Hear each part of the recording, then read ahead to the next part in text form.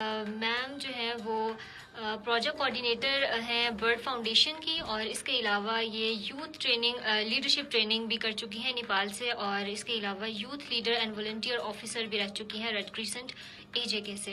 تو ہم میم سے بات کریں گے کہ آج کل کی جو ریسنٹ سچویشن ہے کے پی کے اندر، اے جے کے اندر سیلاب کی صورتحال ہے اور بہت سے لوگوں کا جانی اور مالی نقصان ہو چکا ہے، تو کس طرح سے ان کی آرگنائزیشن آن دا گراؤنڈ جو ہے وہ کام کر رہی ہے. ہیلو، السلام علیکم میم، تھینکس فار کمنگ اور اپنا قیمتی وقت جو ہے ہمیں دینے کے لیے. میم سب سے پہلے تو آپ ہمیں بتائیں کہ کس طرح سے آپ کی آرگنائزیشن آن دا گراؤنڈ کام کر رہی ہے، سیلاب جو متاثرین ہیں ان کو کس طرح سے ریلیف آپریشنز پرووائڈ کر رہی ہیں. وعلیکم السلام. سب سے پہلے تو بہت شکریہ موقع دینے کے لیے. Basic education reform development foundation bird foundation کے نام سے جانی جاتی ہے، جو ڈسٹرکٹ نیلم کے اندر کام کر رہی ہے پاکستان پاورٹی ایلیویشن فنڈ کے تعاون سے. اور ہم Azad Jammu and Kashmir local area development پر کام کر رہے ہیں، اور ہمارا پروجیکٹ جو ہے وہ نیلم کے لوگوں کے لیے ہے. سو بیسیکلی ہم لوکلی جو کمیونٹی ہے ان کے ڈیولپمنٹ پہ کام کر رہے ہیں. سو برڈ فاؤنڈیشن کا جو ویژن ہے وہ یہ ہے کہ ہمارے 4 کمپوننٹ ہیں اس پروجیکٹ کے، اور اس میں ہمارا کلائمیٹ اڈاپٹیشن ہے، ہمارا رینیویبل انرجی سورس ہے، youth and person with disabilities کو ہم آرٹ اینڈ کرافٹ کی ٹریننگ اور ان کی ڈیولپمنٹ اسکل سکھا رہے ہیں. اور اس کے علاوہ جو ہمارا پروجیکٹ ہے وہ ہم وومن امپاورمنٹ کے اوپر بھی کام کر رہے ہیں.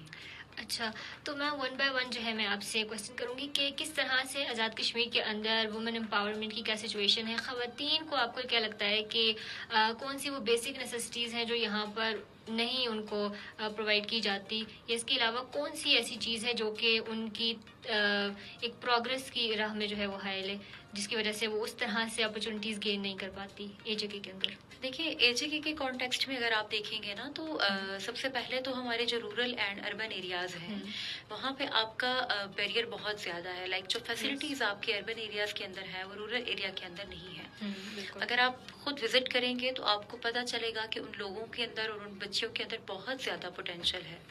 اور ریسنٹلی لائک ہم برڈ فاؤنڈیشن نے وہاں پر انٹرنیشنل وومنس ڈے سیلیبریٹ کیا ہے، اور آئی واز امیزڈ کہ جب مجھے پتہ چلا کہ بچیوں کو انٹرنیشنل وومنس ڈے کے بارے میں کوئی اویئرنیس نہیں تھی. لائک انہیں نہیں پتا تھا کہ گلوبلی بھی ایک ایسا دن منایا جاتا ہے. اور جب ہم نے ان کے ساتھ یہ دن سیلیبریٹ کیا وہ بہت زیادہ اس کو لے کے خوش تھیں اور بہت ایکسائٹیڈ تھیں. تو اسی طرح سے دیکھیں بہت سی چیزیں ہیں، اور اے جے کے اندر بیسیکلی اویئرنیس نہیں ہے لوگوں کے اندر.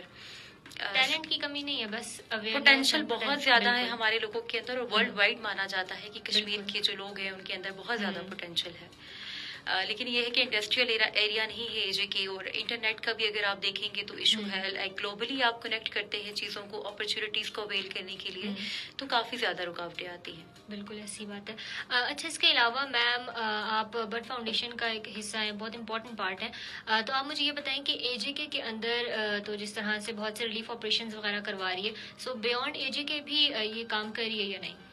جی برڈ فاؤنڈیشن اے جے کے اندر تو کام کر ہی رہی ہے. ساتھ میں ہمارا جو سوات میں ہم لوگ کام کر رہے ہیں کے پی کے اندر چائلڈ پروٹیکشن کے اوپر ہم کام کر رہے ہیں. بڑا امپورٹنٹ ایک سوشل کاز ہے.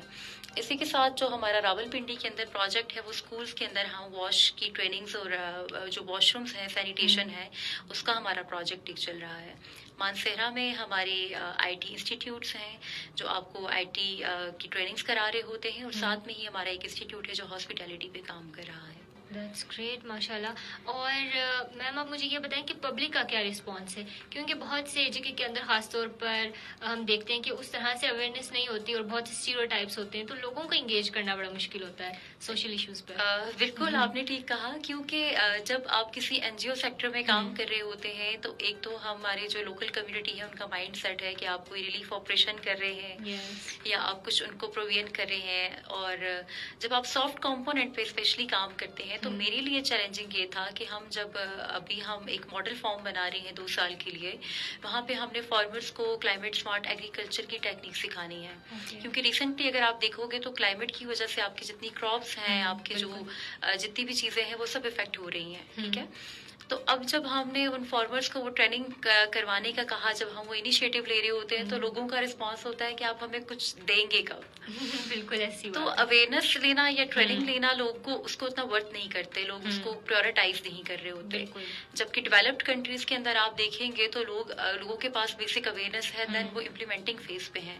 بٹ ہمارا ابھی لیک یہ ہے کہ ہم ابھی اویئرنیس والا جو ہمارا ایک اسٹیپ ہے ابھی ہم وہیں پہ کہیں لائک ہیں، اور وہاں پہ بھی بہت گیپس ہیں. کوآرڈینیشن بہت ضروری ہے. بہت ضروری ہے. بالکل. اور اسی طرح سے اب ہماری جو جگہ کے اندر ہمارے معذور افراد ہیں، جو یوتھ ہیں، کیونکہ آزاد کشمیر کی ایک اپنی ثقافت ہے، اپنا کلچر ہے، آرٹ ہے، تو ہمارا جو انیشیٹو ہے وہ یہ ہے کہ ہم ان کو لائک اس کو مارکیٹ سے لنک کریں، ان کی جو آرٹ اینڈ کرافٹ ہے ان کو ڈیولپمنٹ اسکل سکھائیں، ان کو مارکیٹ سے لنک کریں، تاکہ جو ایک معاشی جو حالت ہے نا اس کو مستحکم کیا جا سکے. تو لائک اس میں یہ ہے کہ ابھی اگر آپ کسی کو امپاور کر رہے ہیں، آپ